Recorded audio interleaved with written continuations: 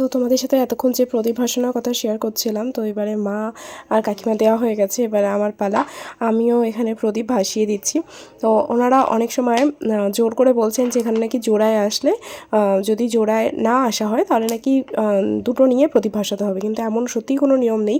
যদি নিয়ম থাকতো তাহলে মা আর কাকিমাকেও কিন্তু বলতো, এবং ওরা যখন নিয়ে চলে এসেছে, আমি যখন লাস্টবার আনতে যাই আমাকে বলছে যে তোমার হাজব্যান্ড আছে যখন, তোমাকে তাহলে দুটো নিতেই হবে, না হলে পুজো সম্পূর্ণ হয় না। তো পুজোর নামে এরকম আমার মনে হয় মানুষকে বলা উচিতই নয়, কারণ তাহলে মা কাকিমা ওদেরকেও তাহলে বলতো যে, কারণ আমি তখন বললাম যে কেন, ওনারাও তো বিবাহিত, তাহলে ওনারা কেন নিলেন না। তখন উনি বুঝতেই পারেননি যে আমি ওনাদের সাথে এসেছি। তো তারপর উনি আর কোনো কথা বলেননি।